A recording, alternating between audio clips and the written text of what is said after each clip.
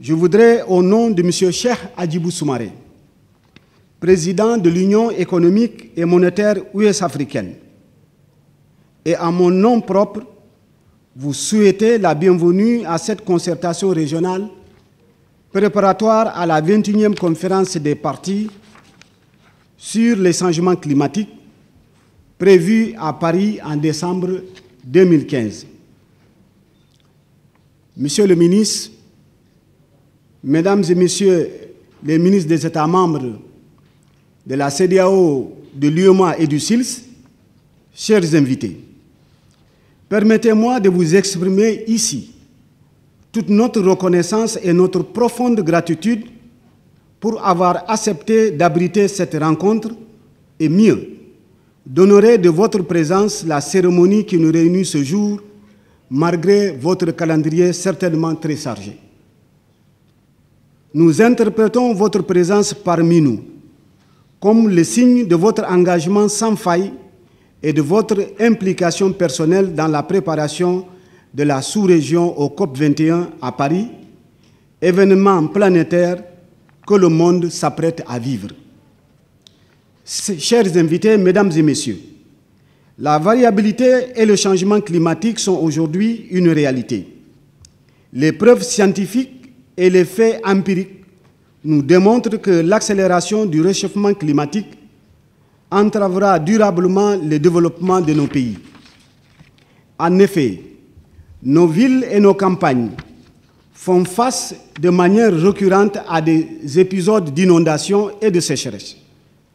Des dégâts qui en résultent sur nos vaillantes populations et sur nos infrastructures sont importants. On peut citer, entre autres, la destruction des champs, des routes, des écoles, des hôpitaux, des hôtels, des villages entiers, la perte de la biodiversité et des découvertes forestiers, des régions côtières, etc., etc. Plus inquiétant encore, les projections climatiques nous annoncent que sur les décennies à venir, une variabilité plus accrue de la pluviométrie avec, pour corollaire, l'amplification des phénomènes d'inondation et de sécheresse, la baisse de la productivité de nos cultures céréalières, la diminution des ressources en eau, avec des conséquences sur la sécurité alimentaire et l'approvisionnement en hydroélectricité, la régression de nos espaces forestiers avec des menaces sur la diversité biologique, la fertilité des sols, etc. Mesdames et Messieurs les ministres, Mesdames, Messieurs, en rappel, face aux conséquences actuelles liées au changement climatique, la réponse de la communauté internationale s'était traduite à la conférence de Rio de Janeiro en juin 1992 par l'adoption de la Convention cadre des Nations Unies sur le changement climatique. Cette convention a été ratifiée par tous les pays d'Afrique de l'Ouest. La dite convention met en place un cadre global de l'effort intergouvernemental pour faire face aux défis posés par les changements climatiques.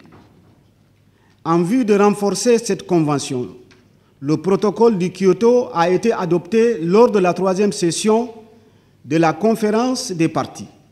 Ce protocole a permis de définir des engagements contraignants pour les parties, notamment les pays développés, avec des cibles de réduction des émissions de gaz à effet de serre et le soutien aux actions d'atténuation et d'adaptation aux effets des changements climatiques dans les pays vulnérables.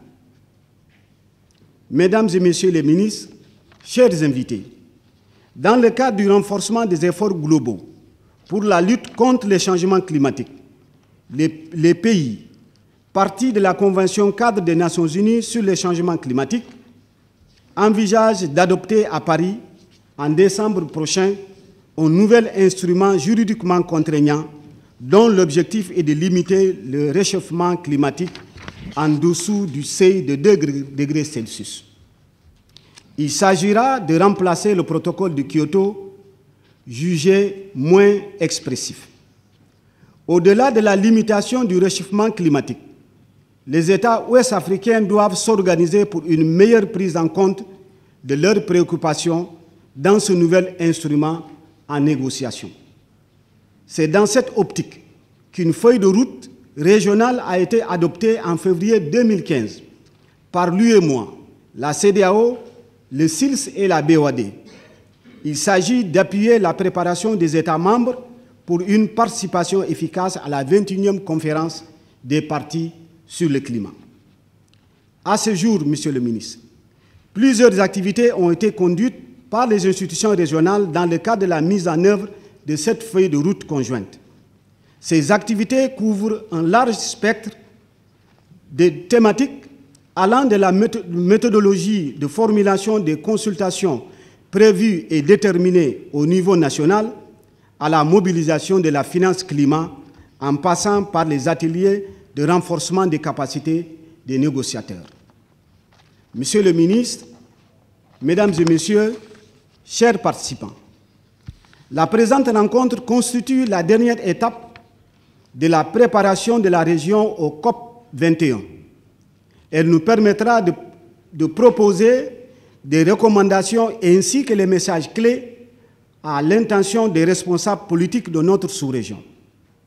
Ces différentes recommandations sont soumises à l'appréciation de votre Conseil et serviront à alimenter la déclaration de Dakar dans la perspective de la 21e conférence des parties sur le climat prévue à Paris en décembre 2015. Par ma voix, Monsieur le ministre, la Commission de l'UEMOA réaffirme son engagement aux côtés de la CEDEAO, du SILS et de la BOAD à accompagner nos États membres dans les actions futures en vue d'une meilleure adaptation des populations aux effets du changement climatique. Mesdames et Messieurs les ministres, honorables invités, Mesdames et Messieurs, je voudrais ici réitérer encore une fois, Monsieur le ministre, notre profonde gratitude et nos sincères remerciements aux autorités sénégalaises pour avoir autorisé la tenue des présentes assises dans cette belle ville de Dakar, au Sénégal, terre d'histoire et d'hospitalité légendaire de la Teranga. Avant de clore mon propos, Monsieur le ministre, je voudrais vous remercier pour l'organisation parfaite de cette réunion et pour toutes les commodités mises à notre disposition depuis notre arrivée au Sénégal.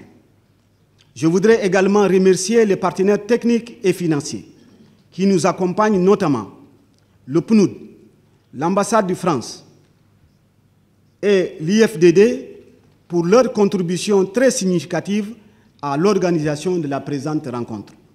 Pour terminer, je voudrais féliciter tous les experts pour leur participation et leur pertinente contribution aux travaux.